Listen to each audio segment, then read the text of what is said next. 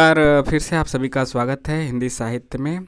और आज हम देखेंगे कि जून 2024 में जो परीक्षा हुआ था उसमें हिंदी के विषय में, हिंदी सब्जेक्ट में कितने विद्यार्थी ने फॉर्म भरा था, कितने ने पेपर दिया था, कितने लोगों का जेआरएफ हुआ, कितने लोगों का नेट हुआ और कितने लोगों का पीएचडी हुआ। तीनों कैटेगरी देखते हैं। सबसे पहले ध्यान दीजिए, जो फॉर्म भरने वालों की संख्या थी वो तो हिंदी विषय में बात की जाए तो फॉर्म जो भरे थे वह भरे थे कितना, ऐसे का गोला बना रहे हैं।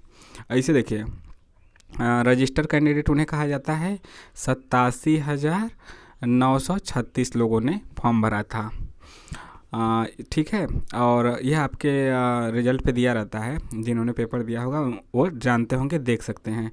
और अपीयर्ड यानी कि 50,243 लोगों ने परीक्षा दी थी। फॉर्म भरा था 87,936 लोगों ने, इतने लोगों ने, और परीक्षा में बैठे थे 50,243 लोगों ने।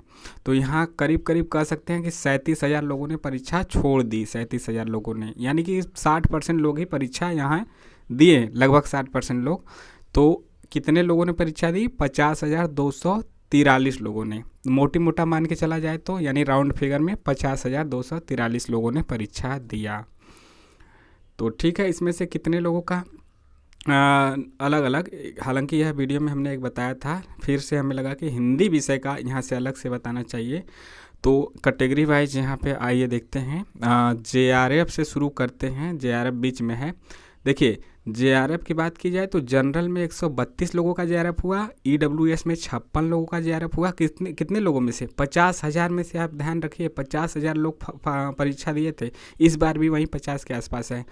जनरल में 132, ईडब्ल्यूएस में 56 लोग, ओबीसी में 95 लोगों का हुआ है जेआरएफ, एससी में 57 लोग, और नीचे आपका एसटी है, एसटी में 17 लोगों का जेआरएफ हुआ है। इन सबको यदि जोड़ दिया जाए तो कितना आएगा? 357। यानी टोटल मिला के सभी कैटेगरी में 50,000 लोगों में कितने लोग का जेआरएफ हुआ? 357 लोग का। अब आगे बढ़ते हैं। चैनल को सब्सक्राइब जरूर कीजिएगा, लाइक शेयर भी। देखिए, अब बात बढ़ते हैं नेट। सबसे ऊपर क्या हो गया? जेआरएफ नंबर 1 पे। 2 पे है नेट। नेट कितने लोगों का हुआ? जनरल में 1569 लोगों का हुआ, 1569 लोग। ईडब्ल्यूएस में 492 लोगों का हुआ। ओबीसी में 1196, 1196 लोगों का नेट हुआ। एससी में 705, 705 लोगों का हुआ नेट। और एसटी में 227, 227 लोगों का हुआ नेट। इन सब को जोड़ दिया जाए तो आंकड़ा आएगा 4,189। 4,189 लोगों का हिंदी विषय में नेट हुआ। कितने में से? 50,000 लोगों में से। ठीक, इतना याद रखिए। अब बढ़ते हैं पीएचडी, जो कि पिछली बार जोड़ा गया कैटेगरी है। यह नई कैटेगरी पिछली बार से शुरू हुआ, जून 2024 परीक्षा से।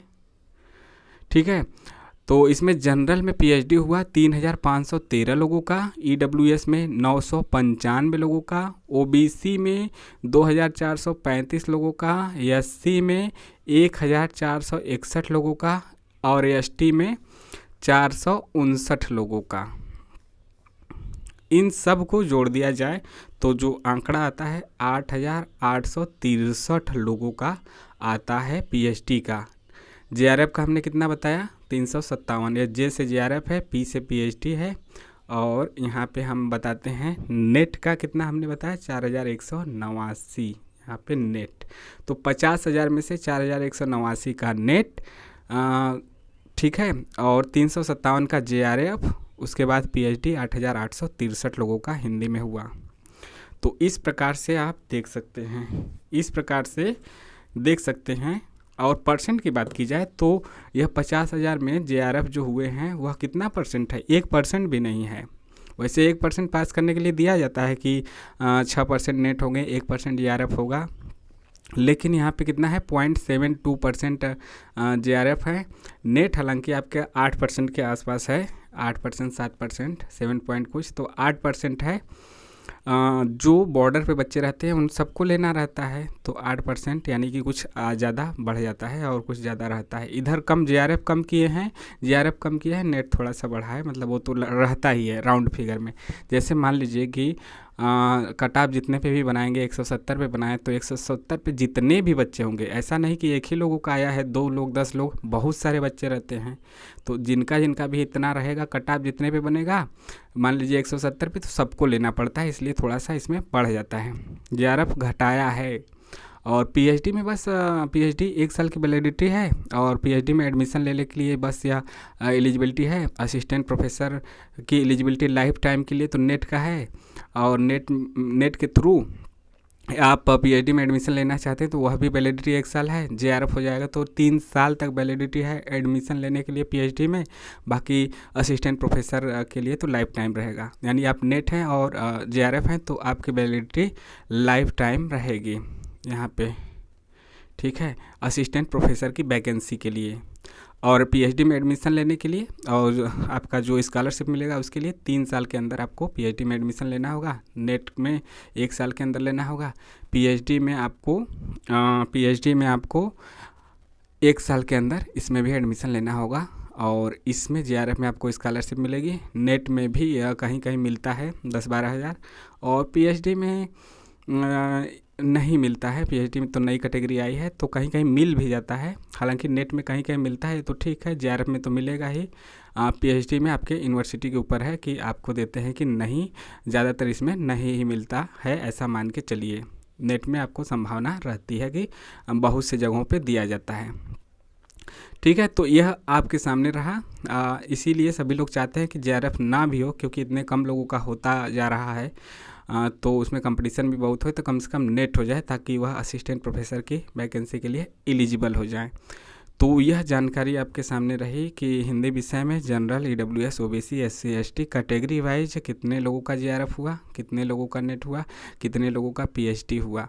तो यह आपके सामने हमने रखा, यह डाटा परसेंटेज में भी बताया। परसेंटेज में देखिए सबसे ज़्यादा पीएचडी हुआ। पीएचडी उनको बस दिखाना है कि अच्छा नेट में इतने ज़्यादा लोग पास हुए हैं, दिखाने के लिए, बस दिखाने के लिए इधर ज़्यादा पास करने के चक्कर में जेआरएफ और नेट का कट ऑफ ज़्यादा जा रहा है, ज़्यादा गया था। पिछली बार पेपर भी कठिन था, मतलब उसका लेवल, और कट ऑफ भी ज़्यादा गया था केवल पीएचडी के आने से और अच्छे अच्छे स्टूडेंट के आने से, ज़्यादा स्टूडेंट के आने से।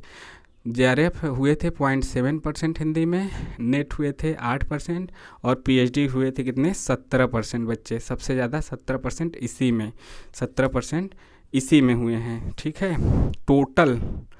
टोटल हिंदी में बात करते हैं, आइए इसको भी जोड़ लेते हैं कि कम से कम कितने लोग पास हुए हैं, इसको आइए जोड़ते हैं। जैसे कि पीएचडी हुए हैं 8,863 लोग, चलिए एक बार जोड़ ही लेते हैं, यह पीएचडी हैं। बाकी आपके कितने, 4,189 लोग क्या हैं, नेट हैं, और नेट के अलावा आप क्या क्या है, 357 लोग क्या हैं, जेआरएफ है। सबको जोड़ा जाए तो 9 3 12, 12 7 19 हासिल 1, फिर आपका आ जाएगा 8 1 9, 9 3 12, 12 1 13 हासिल 1, इसके बाद 8 4 12, 12 1 13, यानी कुछ हुआ है, 8 4 12, 12 1 13। अच्छा एक छूट गया क्या, 1 मिनट, फिर से लिखते हैं, फिर से हम आपको बताते हैं। इन सब को आप जोड़ते हैं, इन सब को 4,189 नेट, इसके बाद 8,863 पीएचडी और 357 जेआरएफ, इन सब को आप जोड़ेंगे तो आपका कितना आएगा, यहाँ पे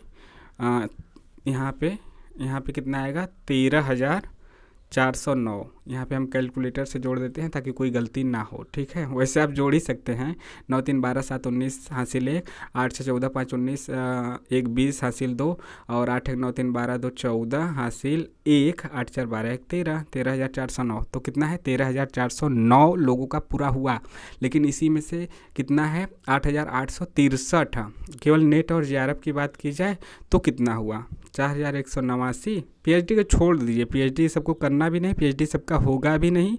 नेट जेआरएफ पीएचडी तीनों वाले यदि एक साथ जाते हैं एडमिशन लेने के लिए तो सबसे पहले तो जेआरएफ वालों को वरीयता दी जाएगी, उसके बाद नेट, फिर पीएचडी।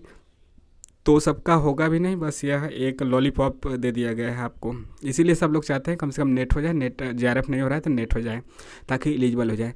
9 7 16 6 हासिल 1, 8 5 13 1 14 हासिल 1, 3 1 4 1 5 और 4,546, यानी कि नेट प्लस JRF कितने लोगों का हुआ? 4,546। कितना? 4,546 लोगों का इतना ही मात्रा हुआ।